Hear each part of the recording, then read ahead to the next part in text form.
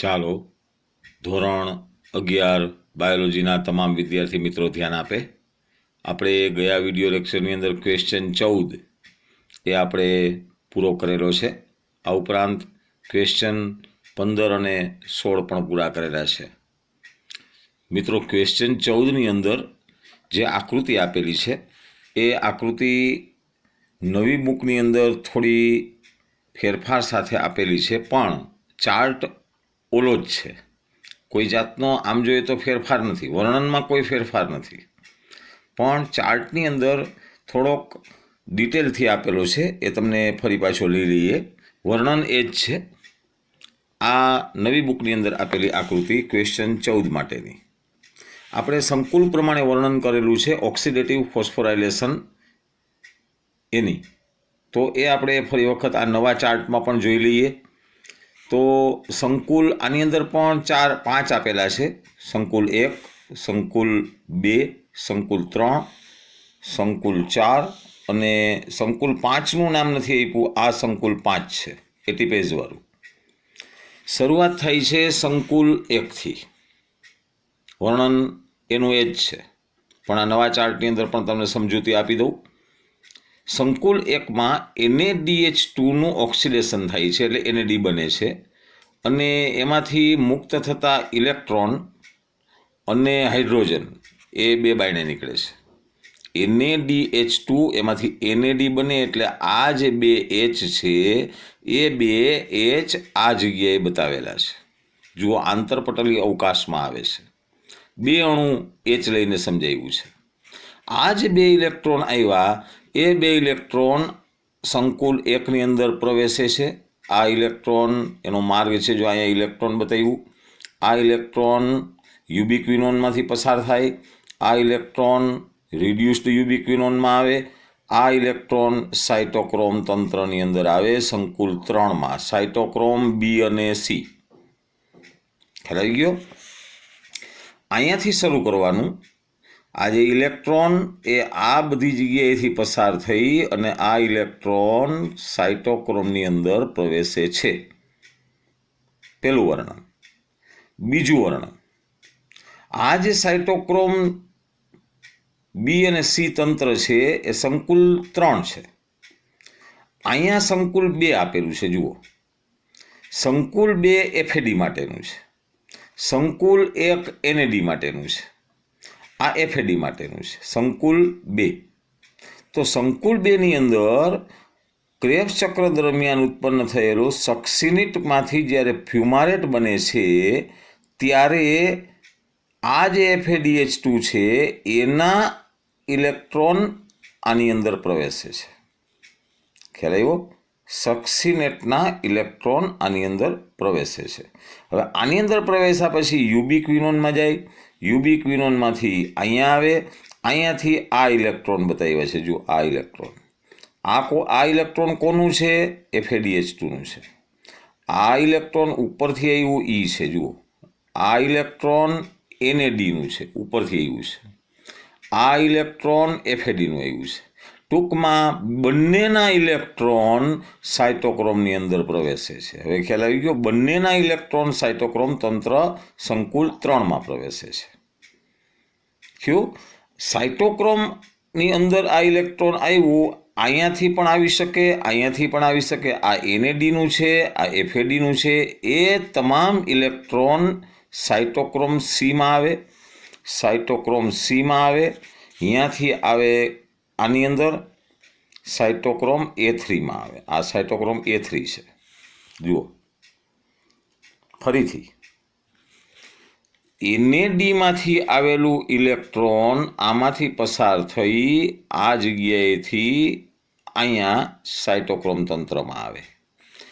FADમાંથી નીકળેલું electron પણ cytochrome તંત્રમાં આવે. 2 ઇલેક્ટ્રોન છે. 2માંથી હાઇડ્રોજન મુક્ત થાય છે. આ જે હાઇડ્રોજન મુક્ત થયેલું દેખાડેલું છે એ FADનું છે. જો FADનું છે. અને આ હાઇડ્રોજન જે બતાવેલું છે એ NADનું છે. આ NADનું, આ FADનું. ખ્યાલ આવી ગયો? આ જે ઇલેક્ટ્રોન સાયટોક્રોમ તંત્રમાં આવ્યા એ સાયટોક્રોમ તંત્રમાં આવેલા ઇલેક્ટ્રોન સાયટોક્રોમ સી, સાયટોક્રોમ બી, સાયટોક્રોમ A3 એમાંથી પસાર થઈ અને પાણીનું વિઘટન કરાવે છે, પાણીનું નિર્માણ કરાવે છે એટલે કે ઓક્સિજન વાતાવરણનો અને હાઇડ્રોજન બે જોડાઈને શું બનાવે છે? પાણી બનાવે છે. ખ્યાલ આવી ગયો? અહીંયા પાણી બન્યું. આ બે ઇલેક્ટ્રોન કેવી રીતે અહીંયા આવ્યા છે એ વાહક મેં તમને સમજાવ્યા. તો આ થઈ ગયું સંકુલ 4 અને આ છે સંકુલ 5. આ એટીપેઝ ઉત્સેચકની રચના બતાવી છે. F0, F1 અહીંયા જે હાઇડ્રોજન આવતા રહીએ છે એટલે અહીંયા હાઇડ્રોજનનું પ્રમાણ વધારે છે. કઈ જગ્યાએ? જુઓ, આંતરપટલી અવકાશમાં હાઇડ્રોજન વધારે છે. ખ્યાલ આવી ગયો? એટલે અહીંયા તમે જોશો તો અહીંયા 4+ બતાવેલા છે એટલે હાઇડ્રોજનનું પ્રમાણ અહીંયા વધારે છે, અહીંયા હાઇડ્રોજનનું પ્રમાણ ઓછું છે. પરિણામે આ જગ્યાએ જુઓ તો વિદ્યુત રાસાયણિક ઢોળાંશ થાય છે. થઈ ગયો? વિદ્યુત કેમિઓસ્મેટિક સિદ્ધાંત. અહીંયા હાઇડ્રોજન વધારે, અહીંયા હાઇડ્રોજન ઓછા. પરિણામે હાઇડ્રોજન આ જગ્યાએથી અંદર પ્રવેશે છે. જો આ હાઇડ્રોજન બતાવ્યા છે. તો એટીપી કેવી રીતે બને છે? ADP + P થઈને એટીપી બને. આ ઉત્સેચકીય સંકુલ છે એટલે એને 5 નંબરનું સંકુલ આપ્યું છે, સંકુલ 5. આપણે પણ વર્ણનમાં પણ કીધું છે આ જગ્યાએ એટીપીનું નિર્માણ સંકુલ 5. તો ચાર્ટ એ જ છે પણ થોડી જુદી રીતે અહીંયા રેખાંકન કરવામાં આવ્યું છે. ફરીથી NADનું ઇલેક્ટ્રોન અહીંયાથી વહન પામી આ જગ્યાએ સાયટોક્રોમ તંત્રમાં આવે. FADનું ઇલેક્ટ્રોન પણ આ જગ્યાએથી સાયટોક્રોમ તંત્રમાં આવે. સાયટોક્રોમ તંત્રમાં રહેલા ઇલેક્ટ્રોનની મદદથી સાયટોક્રોમ સી, સાયટોક્રોમ A3 અહીંયા આવી, અહીંયા પાણીનું નિર્માણ કરે. ઓક્સિજન, હાઇડ્રોજન, પાણી. પેલું વર્ણન એ થયું. બીજું વર્ણન, અહીંયા જે હાઇડ્રોજન છે એ હાઇડ્રોજનની મદદથી અહીંયા ઢોળાંશ ઉત્પન્ન થાય અને એ ઢોળાંશની મદદથી એટીપેઝ નામનો ઉત્સેચક છે F0 અને F1 એ એટીપીનું નિર્માણ કરે. એ સંકુલ 5નું વર્ણન છે. તો ફરીથી મેં તમને આ ચાર્ટ પણ સમજાવેલો છે. તો આ ચાર્ટ પણ તમારે આકૃતિની અંદર દોરવાનો છે. આ ઓક્સિડેટિવ ફોસ્ફોરાઇલેશન ક્વેશ્ચન નંબર 14 નવી ટેક્સ્ટબુકની અંદર આ ચાર્ટ મૂકેલો છે એટલે મેં તમને ફરી વખત આ ચાર્ટની માહિતી આપી છે. ચાલો હવે આજે આપણે જે શરૂ કરવાના છીએ એ આવશે ઉભય ગુણધર્મી પથ. Question number 12. ક્વેશ્ચન 11 સુધી આપણે પૂરું કર્યું છે. આજે આપણે ક્વેશ્ચન 12 ઉભય ગુણધર્મી પથ સમજાવો. હવે ઉભય ગુણધર્મી પથ શું છે? પાછળ એક ચાર્ટ આપ્યો છે. આપણે સમજ્યા કે શ્વસનની પ્રક્રિયા ગ્લુકોઝથી ચાલુ થઈ છે અને ગ્લુકોઝ ગ્લાયકોલિસિસમાંથી પસાર થાય એટલે પાયરુવિક એસિડના 2 અણુ બને અને પાયરુવિક એસિડ ક્રેબ્સ ચક્રમાં આવે અને ક્રેબ્સ ચક્રમાં આવે એટલે અહીંયા આપણે 38 એટીપી મળે છે. પણ ગ્લુકોઝ જો આ માર્ગે આવે તો ગ્લુકોઝ ગ્લાયકોલિસિસ, પછી ક્રેબ્સ ચક્ર, પછી ઓક્સિડેટિવ ફોસ્ફરીકરણ થાય તો આ પ્રક્રિયા થાય. તો આપણે એમ થાય માત્ર ગ્લુકોઝમાંથી જ શક્તિ મળે છે, પ્રોટીન કે ચરબીમાંથી નથી મળતી? હા, મળે છે મિત્રો, પણ ચરબી અને પ્રોટીનમાંથી જુદી રીતે મળે છે. અહીંયા ડાયવર્ઝન છે. આપણે કોઈ રોડ ઉપર જતા હોઈએ તો વચ્ચે કામ ચાલતું હોય તો આપણે સાઈડમાંથી થઈને મેઇન રોડ ઉપર ચડીએ છીએ. તો અહીંયા એ ઉદાહરણ લાગુ પડે છે. અહીંયા એક ચાર્ટ આપ્યો છે. જુઓ, અહીંયા ચરબી, કાર્બોદિત, પ્રોટીન. કાર્બોદિતમાંથી કેવી રીતે શક્તિ મળે એ તો આપણે સમજ્યા. આ જો ગ્લાયકોલિસિસ છે અહીંયા સુધી ગ્લાયકોલિસિસ. ગ્લાયકોલિસિસને અંતે પાયરુવિક એસિડ બન્યું. પાયરુવિક એસિડમાંથી એસિટાઇલ કોએન્ઝાઇમ બન્યું અને પછી ક્રેબ્સ ચક્ર આવ્યું અને અહીંયા 38 એટીપી મળે. કેમાં? ગ્લુકોઝમાંથી.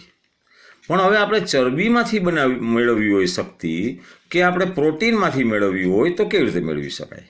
તો એના માટેનો આ પથ સમજાવ્યો છે. ચરબીનું જો ઓક્સિડેશન થાય એટલે 2 વસ્તુ બને, ફેટી એસિડ અને ગ્લિસરોલ. ફેટી એસિડ છે ને એ આ જગ્યાએ જુઓ અહીંયા એસિટાઇલ કોએન્ઝાઇમમાં રૂપાંતર થાય છે. કોનું? ફેટી એસિડનું એસિટાઇલ કોએન્ઝાઇમમાં રૂપાંતર થાય અને પછી ક્રેબ્સ ચક્રમાં આવે અને પછી આપણે શક્તિ મળે. એવી જ રીતે ગ્લિસરોલ છે એ ડાયહાઇડ્રોક્સી એસિટોન ફોસ્ફેટ DHAP એટલે કે PGL ગ્લાયકોલિસિસમાં જોયું એમાં રૂપાંતર થાય અને પછી આમથી આમ આવી અને પાયરુવિક એસિડ બને, એસિટાઇલ કોએન્ઝાઇમ બને અને ક્રેબ્સ ચક્રમાં આવે. તો તમારે ચરબીમાંથી જો શક્તિ મેળવવી હોય તો ફેટી એસિડ અને ગ્લિસરોલ આ માર્ગે પ્રવેશે છે. એવી જ રીતે પ્રોટીનમાંથી જો શક્તિ મેળવવી હોય તો પ્રોટીનમાં ઉપર અસર કરનારા ઉત્સેચકો છે પ્રોટીએઝ ઉત્સેચકો, અને પ્રોટીએઝ ઉત્સેચકોની હાજરીમાં પ્રોટીનનું ઓક્સિડેશન થઈને એમિનો એસિડ બને અને એ એમિનો એસિડ ડી-એમિનોફિકેશનની પ્રક્રિયા કરે છે અને શું બનાવી નાખે છે? પાયરુવિક એસિડ બનાવી નાખે છે. અને પાયરુવિક એસિડ એસિટાઇલ કોએન્ઝાઇમમાં રૂપાંતર થાય અને ક્રેબ્સ ચક્રમાં આવે. ટૂંકમાં બધેને ક્રેબ્સ ચક્રમાં આવવું પડે તો જ શક્તિ મળે. આ છે ગ્લુકોઝ, એ આ માર્ગે ક્રેબ્સ ચક્રમાં આવે છે. જ્યારે ચરબી છે એમાં 2 અણુ બન્યા એ આ માર્ગે ક્રેબ્સ ચક્રમાં આવે છે. જુઓ આ માર્ગે. અને પ્રોટીન છે એ પાયરુવિક એસિડમાંથી આ માર્ગે ક્રેબ્સ ચક્રમાં આવે છે. તો ક્રેબ્સ ચક્રમાં આ 2 અણુઓ આવે છે. અહીંયા ફેટી એસિડનો પણ ઉપયોગ થાય છે, ગ્લિસરોલનો પણ ઉપયોગ થાય. ચરબી તૂટે છે એટલા માટે એને આપણે અપચય પ્રક્રિયા કહેવાય છે, અપચય. અને જ્યારે ફેટી એસિડનું નિર્માણ કરવું હોય તો પણ થઈ શકે તો એને ચય પ્રક્રિયા કહેવાય. ચય અને અપચય 2 પ્રક્રિયાઓ હારે થઈ છે. પરિણામે એને ચયાપચય કહેવાય અને પરિણામે એને ઉભય ગુણધર્મી પથ અથવા તો એમ્ફીબોલિક પથ તરીકે ઓળખવામાં આવે. આ બધું વર્ણન આપણે આની અંદર આપેલું છે. જુઓ, ઉભય ગુણધર્મી પથ. આપણે માનીએ છીએ કે ગ્લુકોઝમાંથી જ શક્તિ મળે છે, પણ બીજા પદાર્થોમાંથી પણ મળે છે. એને કેમાં પરિવર્તિત થવું પડે છે? ગ્લુકોઝમાં પરિવર્તિત થવું પડે છે. ચરબી કેવી રીતે ચરબીમાંથી મળે છે? સૌથી પહેલાં ગ્લિસરોલ અને ફેટી એસિડ છે વિઘટન પામે છે. 2 અણુ બન્યા ચરબીમાંથી, ગ્લિસરોલ અને ફેટી એસિડ. હવે ફેટી એસિડનું શું થાય છે એ સમજાવ્યું છે. ફેટી એસિડ શ્વસનમાં ઉપયોગમાં લેવાય તે પહેલાં કેમાં રૂપાંતર થાય? એસિટાઇલ કોએન્ઝાઇમમાં, અને પછી ક્રેબ્સ ચક્રમાં આવે. ગ્લિસરોલ PGLમાં પરિણમે પછી ક્રેબ્સ ચક્રમાં આવે. ખ્યાલ આવી ગયો ઓલા ચાર્ટ પ્રમાણે. એવી જ રીતે પ્રોટીન કેમાં પરિણમે? પ્રોટીએઝ ઉત્સેચક દ્વારા એમિનો એસિડમાં પરિણમે. અને એમિનો એસિડ છે એમિનોફિકેશન થયા પછી ક્રેબ્સ ચક્રમાં આવે. સીધું ન આવે. ખ્યાલ આવી ગયો? તો આ ચરબી કેવી રીતે આવે, આ પ્રોટીન કેવી રીતે આવે એ મેં તમને સમજાવ્યું. અહીંયા તમે જુઓ તો શ્વસન દરમિયાન આ જે ફેટી એસિડ છે, ફેટી એસિડ એક પ્રક્રિયક તરીકે કાર્ય કરે ચરબીમાં. ફેટી એસિડ છે એ એસિટાઇલ કોએન્ઝાઇમમાં વિઘટન પામે છે. આને આપણે અપચય કહીએ છીએ. અને જ્યારે ફેટી એસિડનું સંશ્લેષણ કરવાની જરૂર પડે ત્યારે એસિટાઇલ કોએન્ઝાઇમ દૂર થઈ જાય અને ફેટી એસિડ વપરાય. એને અપચય પ્રક્રિયા કહેવાય. તો ચય અને અપચય 2 પ્રક્રિયા હારે થાય છે, સંશ્લેષણ અને વિઘટન. સંશ્લેષણ એટલે ચય અને વિઘટન એટલે અપચય. ચય અપચય પરિણામે આપણે કહીએ છીએ ચયાપચય. ખ્યાલ આવી ગયો? તો અહીં મેં શબ્દ પણ લખ્યો જો, ચયાપચય. આ પ્રોટીનનું કેવી રીતે થાય છે એ સમજાવ્યું છે. પ્રોટીન છે એ પણ સંશ્લેષણ અને વિઘટન 2 થઈ શકે છે. પરિણામે આપણે એમ કહી શકીએ કે સંશ્લેષણ એને ચય કહેવાય અને વિઘટન એને અપચય કહેવાય. પરિણામે ચય અને અપચય 2 પ્રક્રિયાઓ સાથે થાય છે, ચયાપચય. પરિણામે આને એમ્ફીબોલિક પથ, નીચે પણ આપ્યું છે, એમ્ફીબોલિક પથ તરીકે ઓળખવામાં આવે છે અથવા ઉભય ગુણધર્મી પથ તરીકે ઓળખવામાં આવે છે. ટૂંકમાં ચરબી અને પ્રોટીનમાંથી શક્તિ મળે છે, જેમ ગ્લુકોઝમાંથી મળે એવી રીતે, પણ જુદી રીતે મળે છે. અને ડાયવર્ઝન કહીએ છીએ આપણે, એટલે એને એમ્ફીબોલિક પથ, ઉભય ગુણધર્મી પથ તરીકે ઓળખવામાં આવે છે.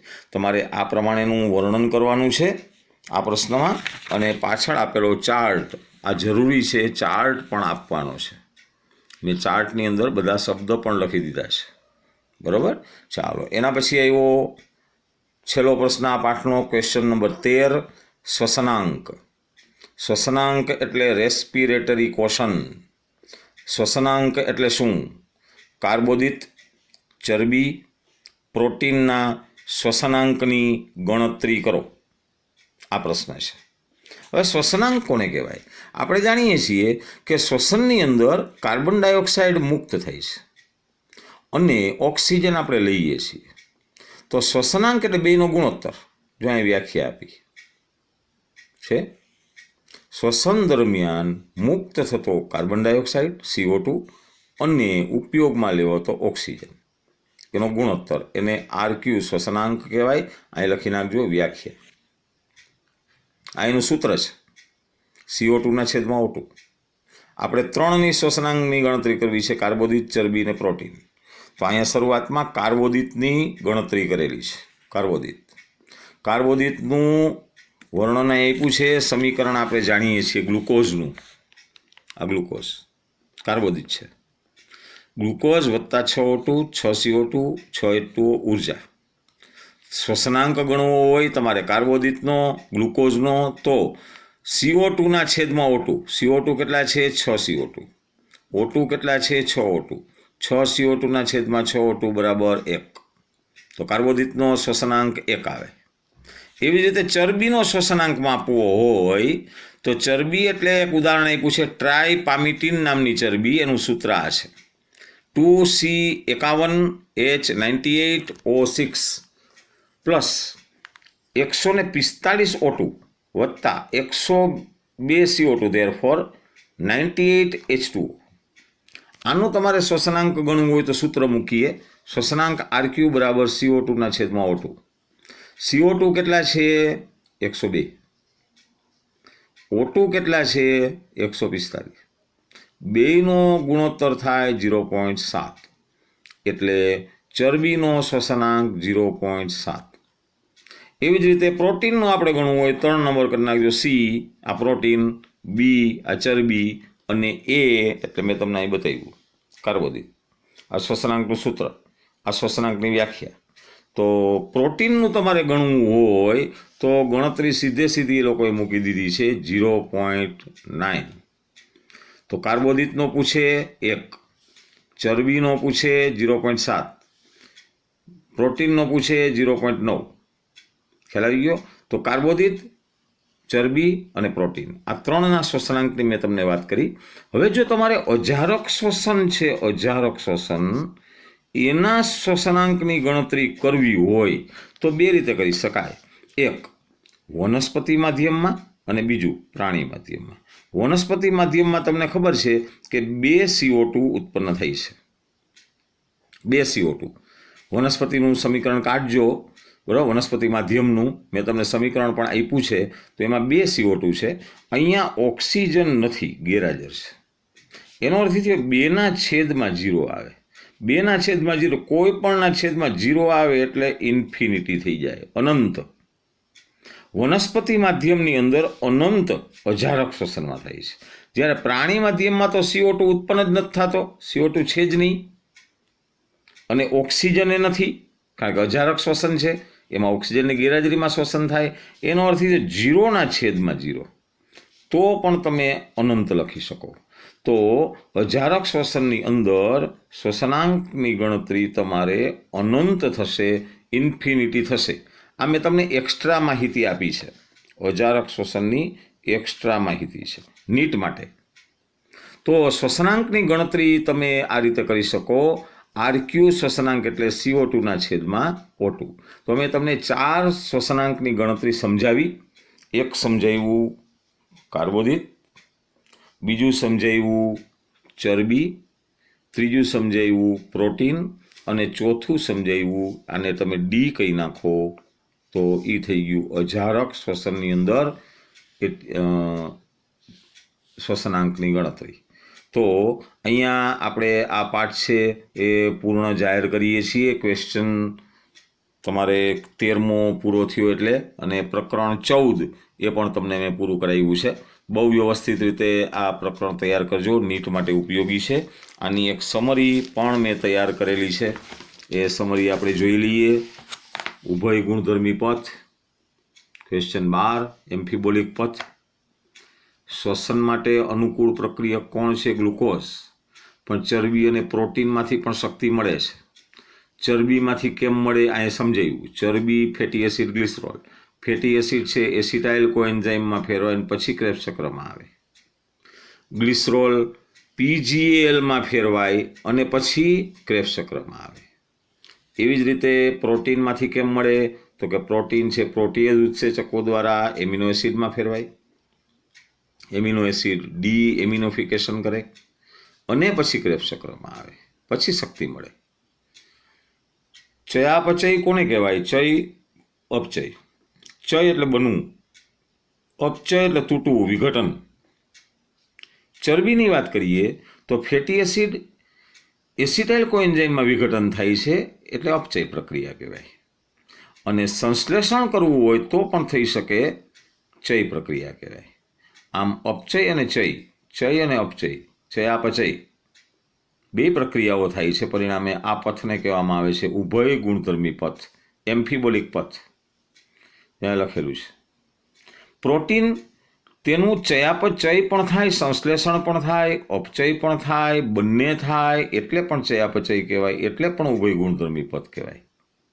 તો આ ઉભય ગુણધર્મી શું કામ કહેવાય આ પથ, એની મેં તમને સમજૂતી આપી. આમાં તમારે ચાર્ટ આપવો જરૂરી છે જે બુકમાં આપેલો છે. ચાલો ક્વેશ્ચન 13 એની સમરી આપી છે શ્વસનાંકની. શ્વસનાંક કોને કહેવાય એની વ્યાખ્યા. CO2 O2 એનો ગુણોત્તર. શ્વસનાંકનું આ સૂત્ર છે RQ બરાબર CO2/O2. શ્વસનાંક નીચે મુજબ છે, બધેનું હમણાં આપણે જોયું.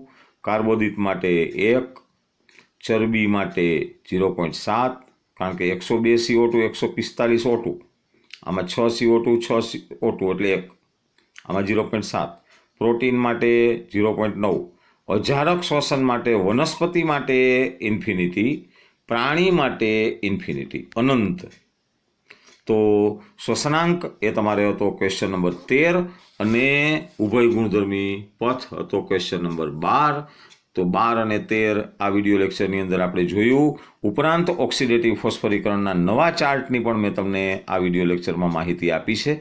આ ચાર્ટ છે એ હું તમને ગ્રુપમાં મૂકી દઈશ અને તમે બરોબર આ ચાર્ટ ઉતારજો, વ્યવસ્થિત સમજજો. ક્વેશ્ચન બધા બહુ ઇમ્પોર્ટન્ટ છે. પ્રકરણ 14 આખું ઇમ્પોર્ટન્ટ છે.